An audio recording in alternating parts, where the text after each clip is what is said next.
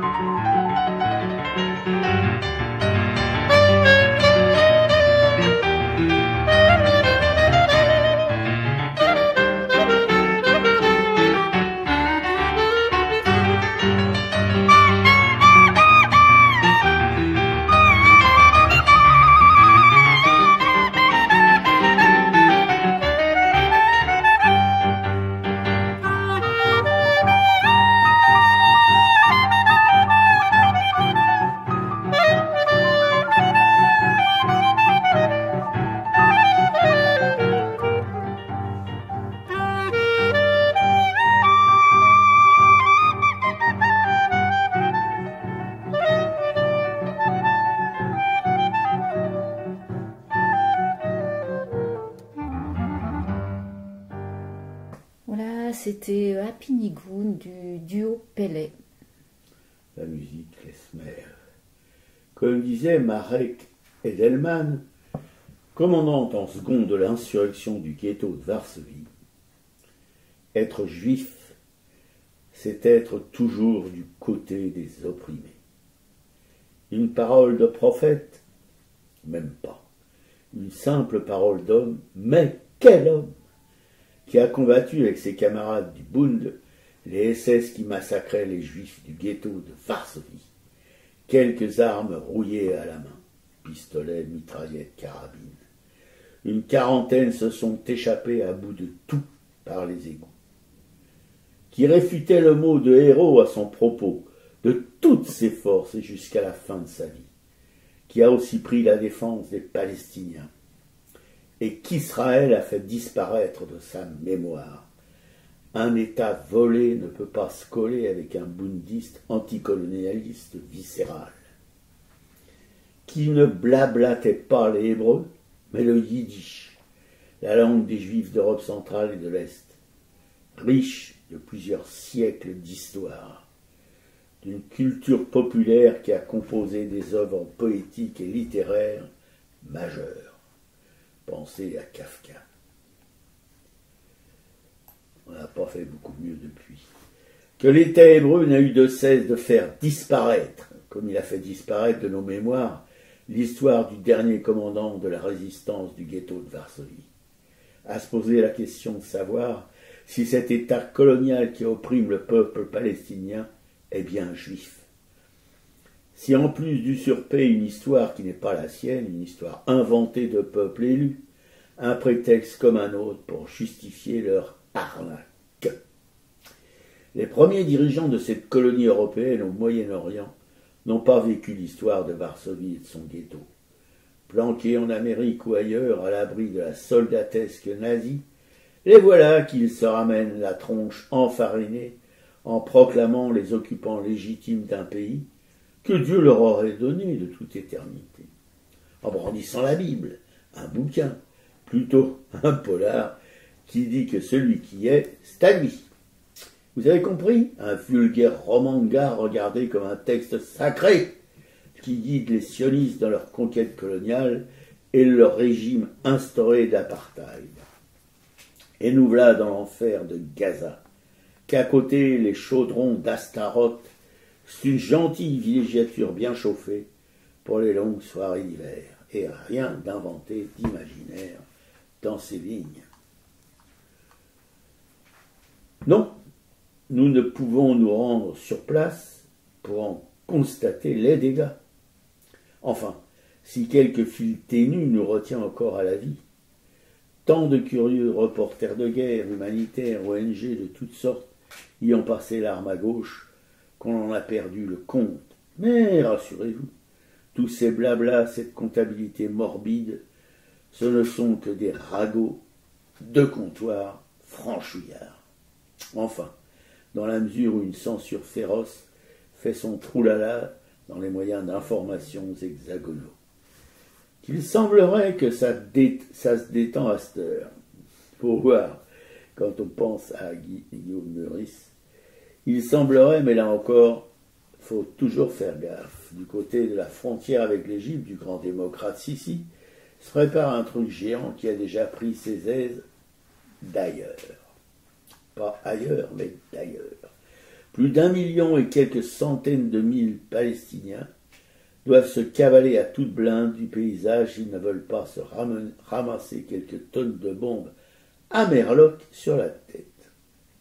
Les exactions habituelles des soudards coloniaux, vaillants défenseurs des libertés publiques coloniales, sont sur le chemin de la route de l'écrabouillement des fuyards forcés. Toujours cette prise sans trop de risque pour leur peau délicate. Vivement la qui se disent aussi.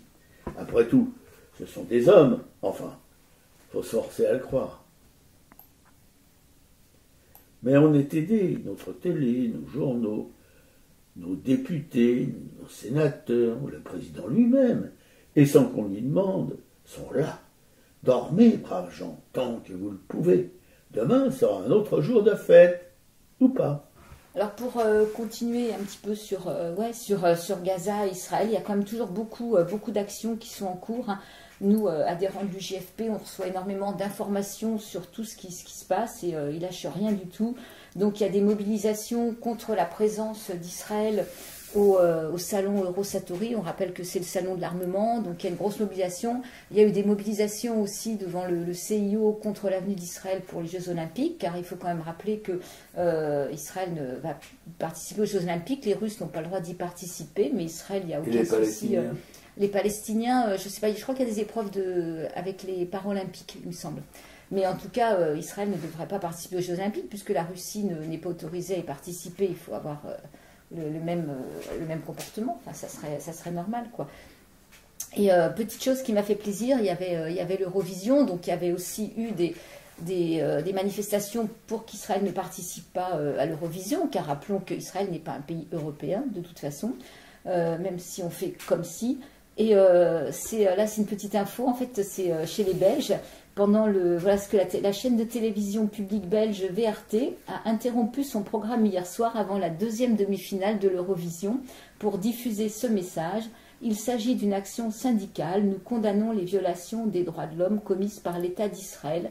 De plus, l'État d'Israël détruit la liberté de la presse. C'est pourquoi nous arrêtons un instant l'image. Bravo la Belgique, quoi. C'est des hackers qui ont fait ça. Et je voulais revenir aussi sur le départ de la flamme olympique, hein, qui est parti là depuis quelque temps, depuis Marseille, je crois.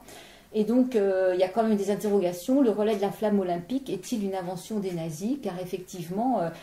Non, c'est une invention des nazis. Alors, il y a tout un article du Monde qui revient là-dessus, qui explique justement que ce rituel iconique qui était symbole de paix et de fraternité est apparu en 1936 sous le Troisième Reich.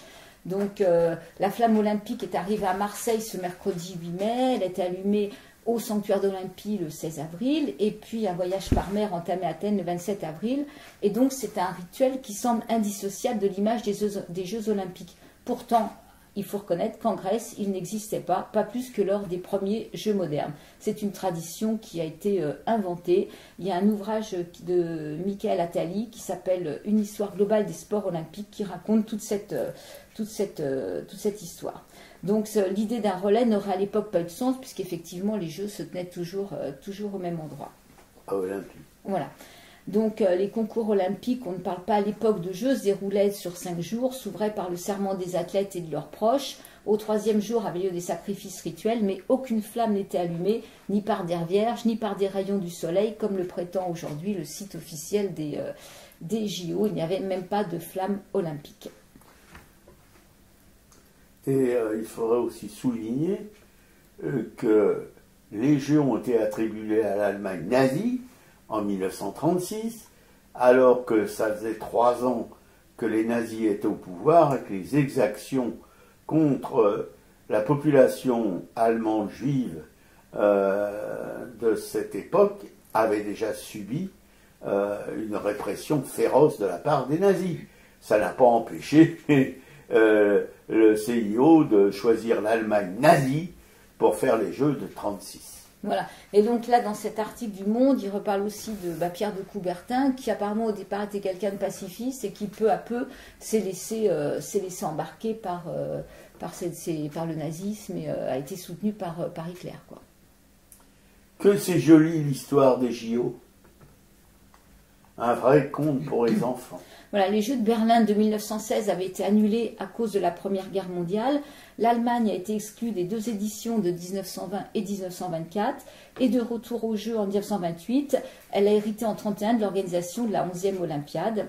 Et c'est le secrétaire général du comité d'organisation allemand Karl Diem qui propose l'idée d'un parcours de la flamme.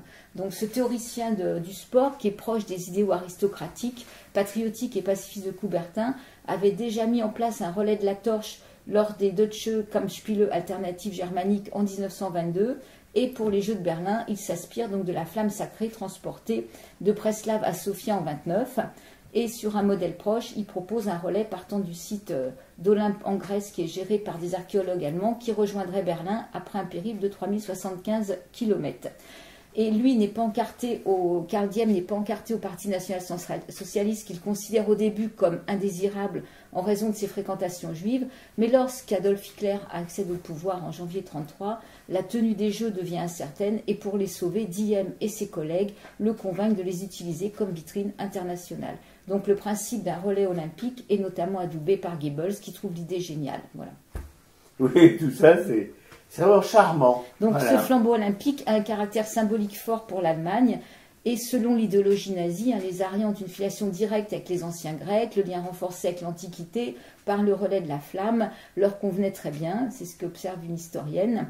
Et le symbole permet même à la propagande du Troisième Reich de relier Hitler à Zeus. Et par la suite, Karl Diem se rapprochera donc de l'idéologie du régime allemand et en 1943, il se félicitera de jeux virils et guerriers et jugera conforme à l'esprit des jeux antiques que les Allemands défendent leurs droits vitaux, les armes à la main.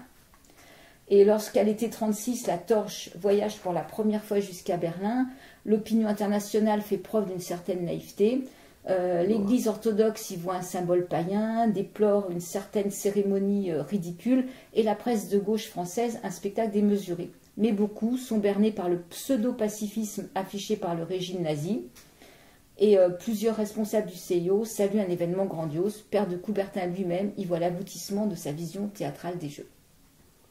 Mon Dieu.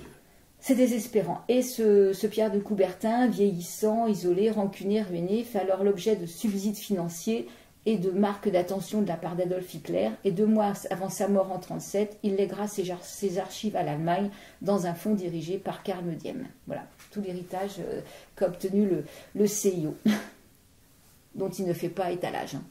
Donc cet article du Monde, je vais le mettre en lien, il est vraiment très bien. Ils disent qu'après-guerre, le CIO a quand même abandonné certains symboles comme le salut olympique, qui était un peu quand même similaire au salut hitlérien. Oui. Voilà, il n'y a pas eu de jeux en 40 et 44, mais en 48, les premiers jeux de l'après-guerre ont été précédés du relais de la flamme d'Olympie à Londres, sans que soit posée la question du legs de 36. Voilà. Voilà où on en Il y a est. comme ça dans l'histoire tellement de failles, d'absence de mémoire, de trahison. Bon, c'est même pas la peine de s'en alarmer. Voilà, mais c'est bien de rappeler toute cette Oui, histoire. L'article est très complet. Et ça serait bien que nos journalistes, effectivement, fassent des petits encarts pour... voilà. Au lieu de faire de la cérémonie, parce qu'il paraît que c'est grandiose, hein, le spectacle est grandiose et feu d'artifice. Moi, je trouve ça miteux. Moi, j'ai pas regardé, j'ai pas la télé, ça Moi non m'intéresse plus, absolument il n'y a pas besoin de regarder pour savoir que c'est miteux.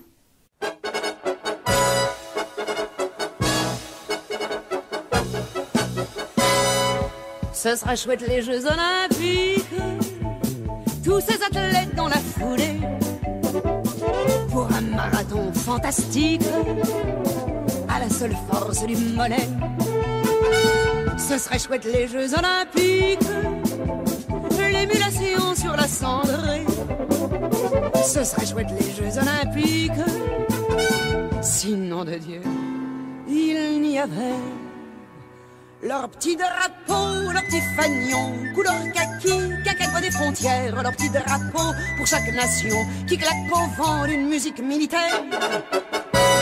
Ce serait chouette, les souvenez-vous, les n'oubliez pas que la guerre est conne, les recueillements sur les tours où les soldats fusillés dorment. Ce serait chouette, les souvenez-vous, les manifestations de paix. Ce serait chouette, les souvenez-vous, sinon de Dieu, il n'y avait leur petit drapeau, leur petit fanion, leur petit tambour qui battent la cadence, leur petit drapeau, leur petit fanion qui claque au vent d'une minute de silence. Ce serait chouette d'aller sur la lune, dans le scaphandre de Pierrot. J'y emporterai bien ma plume pour vous écrire quelques mots. Ce serait chouette d'aller sur la lune en vacances pour l'été. Ce serait chouette d'aller sur la lune, sinon de Dieu, il y avait leur petit drapeau, leur petit fanion, pour cette fois, ricain de préférence. Leur petit drapeau, leur petit fanion, leurs petites étoiles, la grande ours en balance. Ce serait chouette si tous les drapeaux voulaient bien se donner la rampe. Ça ferait des pyjamas très beaux, des soutiens-gorge pour les rampes. Ce serait chouette si tous les drapeaux finissait un jour drap de lit. On y ferait l'amour bien au chaud avec les gars de leur pays.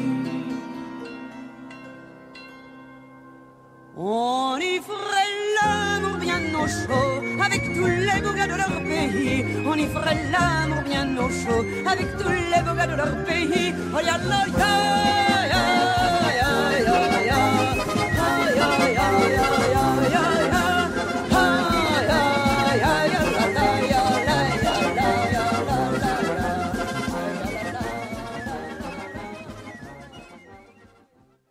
Et là, c'était les Jeux Olympiques interprétés par Catherine Sauvage.